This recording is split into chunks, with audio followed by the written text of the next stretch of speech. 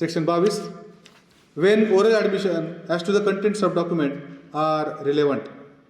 आता आपण दोन प्रकारचे पाहिले, ओरल एव्हिडन्स आणि डॉक्युमेंटरी एव्हिडन्स.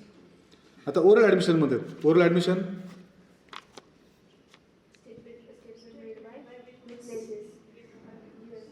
आता oral admissions as to the contents of document. Oral admission as to the contents of document are not relevant unless and until the party proposing to prove them shows that he is entitled to give secondary evidence of the contents of such document, or unless the genuineness of document produced is in question. As per Indian Evidence Act, contents of document may be proved either by primary or by secondary evidence. ते पुढे येईल 61. भारतीय पुराव्याच्या कायद्यानुसार कुठलाही document हा primary किंवा secondary एव्हिडन्सद्वारे prove केला जाऊ शकतो. आणि सेक्शन 91 ते पण घ्यायचं आपल्याला, exclusion of oral by documentary evidence. ज्या ज्या ठिकाणी तुम्ही डॉक्युमेंटचा विषय सांगताल, ज्या ज्या ठिकाणी तुम्ही डॉक्युमेंटच्या कंटेंट्सबद्दल सांगताल, त्यावेळेस the document itself is the best evidence and no oral evidence can be given for the purpose of proving the contents of that particular document. आता 22 काय म्हणतो, when oral admission as to the contents of document are relevant, oral admissions as to the contents of documents are not relevant unless and until. जर आणि जोपर्यंत the party proposing to prove them shows that, ते document prove करू इच्छिणाऱ्या पक्षकाराने दाखवून दिले नाही काय, he is entitled to give secondary evidence of contents of such document. तो त्या ठिकाणी त्या डॉक्युमेंट्सचा दुय्यम पुरावा देण्यास पात्र आहे किंवा हक्कदार आहे असे दाखवून दिले नाही तर, किंवा the genuineness of document produced is in question, त्या डॉक्युमेंट्सच्या सत्यतेबाबतचे प्रश्नचिन्ह निर्माण झालेले आहे. पार्ट सेकंड आणि part first.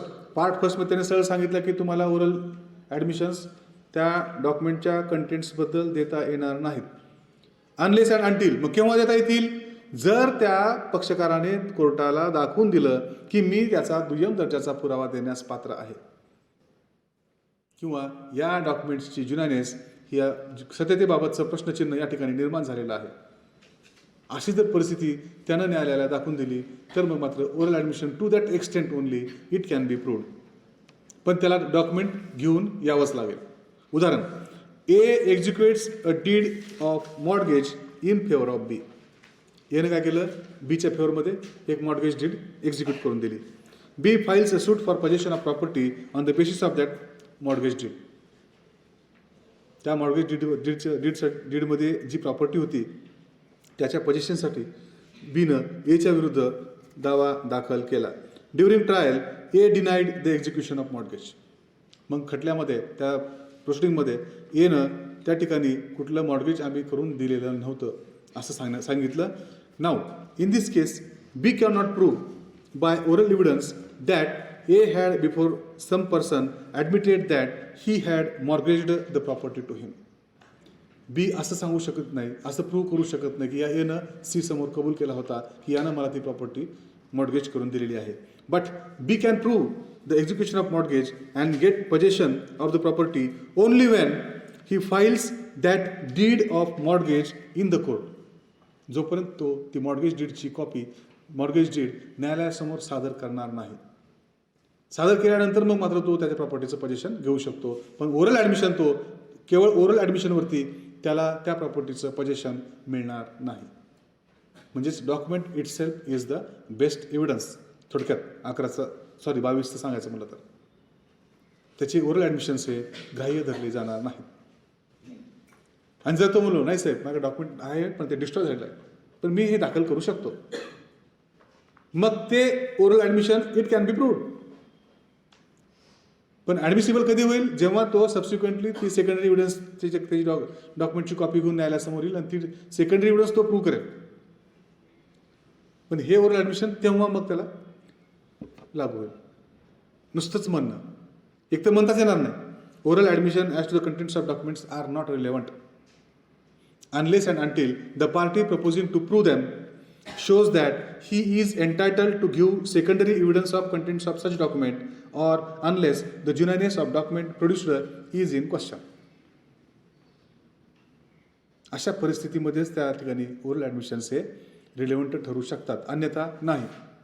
This is section 22. आता सेक्शन 22A. आता 22 मध्ये काय सांगितलं? Document, contents of document. When oral admission as to the contents of electronic record are relevant.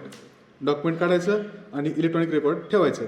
Oral admission as to the contents of electronic record are not relevant unless the genuineness of electronic record produced is in question. त्या electronics रेकॉर्डबद्दलचे oral admission, electronic रेकॉर्ड्सच्या कंटेंट्सबद्दलचे oral admissions हे relevant असणार नाहीत unless the genuineness of electronic record produced is in question. जोपर्यंत त्याच्या सत्यतेबाबतचे प्रश्नचिन्ह निर्माण होणार नाही तोपर्यंत त्या इलेक्ट्रॉनिक रेकॉर्ड्सचे कंटेंट्स तोंडी पुराव्या आधारे ओरल ॲडमिशनद्वारे प्रूव्ह केले जाणार नाहीत. दिस इज सेक्शन 22. समजते का?